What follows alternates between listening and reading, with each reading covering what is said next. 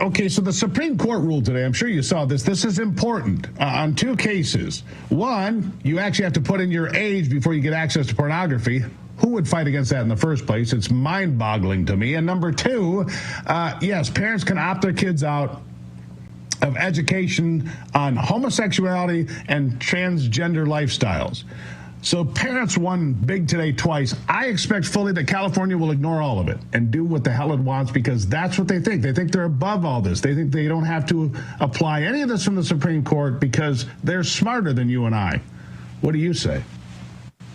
Well, for people that are in the role of public servanthood, because that's what teachers and educators are. They're all public servants. They take an oath to make sure that kids are equipped to actually become better citizens in society. Now you have a group of teachers that are more concerned with making sure that the kids that they teach and oversee know what kind of sexual preferences they prefer and do everything like that, which is why you state of California test scores have gone down, graduation levels have gone down, college attendance has been through the roof for people that are dropping out and now going all other routes that aren't really giving them the futures that they desire. And so all of these things now create different programs through DEI, through CRT, through all of these things now to now advocate for a larger, what they say is larger, but a smaller marginal population of people that just know how to complain well, but don't actually produce real results. And so what spoken election was, we saw the majority of people and parents that want better for their children in the environments that they are. And now all of these things were now said. And also in the state of California, if a child in elementary school or in middle school was facing any of these kind of questions, now the Governor Newsom, or Newscum as we call him, said that if anyone now intervenes as a parent or anything else for their kid who wants this lifestyle, is now a form of child abuse, and the government can now take their children, through child protective services. So I think this is a big win for parents because, government doesn't belong in the household of families. It never has, because it hasn't had anything planned for them. So I think this is a good step in the right direction. Well, where did you go to high school? I went to a high school in New Jersey, so I was not under the under the California rules. But I mean, New Jersey, New York, PA, they're still. But we're talking about elementary kids, junior high kids, high school kids. But can you imagine you're in 7th grade, you walk in, your teacher goes, "So how do you like it?" I'm like, who's asking the kids this stuff? I mean, who cares? The sexual preferences of a 5th grader or 7th grader.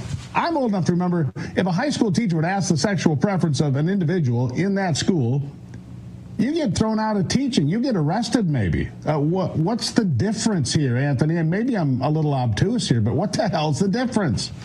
There is no difference. And see, this is what I tell people with all the speeches that I do across the country. Over time, when things get rejected and they get pushed back against, that's why you see a lot of things now not coming out like as strongly as they used to in the past couple of years. And so what they do is they rebrand everything, and then they come out a couple of years later with new definitions, new terms, new terminologies, new ideologies to push the same attitude of something that was rejected before, trying to rebrand it in a new way to now try to approach it from a different avenue. And parents and adults and Americans are wise to it now, and that's why they're not giving any leeway to anything that's coming, because it now affects the livelihood of their kids. The people who are in charge of this could care less about kids, because they're the people who are pushing for late-term abortions all the way to the 3rd trimester and outside of the womb for 28 days. So for people who don't care about life, then what makes you think that they would have anything to care about life when it's right in front of them, outside of telling them what they think they need to hear, outside of what they are told and what they want to hear? So all of these things now let me do some compare and contrast here. Oh, yeah. Let me do a compare and contrast here. So a high school sophomore, a woman, walks into a class and the teacher says, "What kind of sex do you prefer?" Okay, they think that that's okay. A 16-year-old boy asks that 16-year-old girl in that same class, "What kind of sex do you prefer?" He's going to the principal's office. He's getting thrown out of school. He's getting written up as a sexual predator or a sex offender. I mean, that's how it works, right? Because of sexual harassment. You can't ask. The teacher can ask it, and that's part of the curriculum. A boy asks, and it's sexual harassment, and you're tossed out of school. I mean, it is so insane. It's so bizarre. What is wrong with these people? Seriously, what is wrong with them?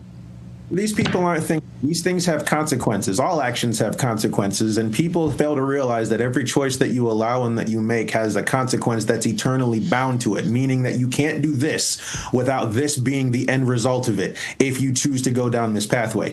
And so what that's open now is it's open doorways for now adults to be predators, which is why you started seeing adults now identify as female, going into girls' bathrooms and now taking advantage by exposing themselves, girls' locker rooms, a lot of areas in the place where people who quote unquote need to protect all women believe all women, but then they make them the most vulnerable. And like as you mentioned before, there's the double standard. When you're talking about that in a group of young mixed kids where you have a bunch of people who are just led by feelings and hormones at that age, and they hear all of these things, and if they repeat it, they have to realize that there's consequences. And none of these things are being done in an educational way.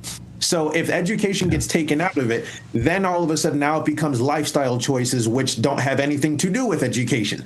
And so I'm all for the Department of the DHH now coming in and saying, listen, this has got to change because this is just a domino effect. When you do this, this is going to be the result that's going to topple into this. That's going to be a result that's going to topple into this. That's going to be a result. And we need to start cleaning it up for the safety of our kids.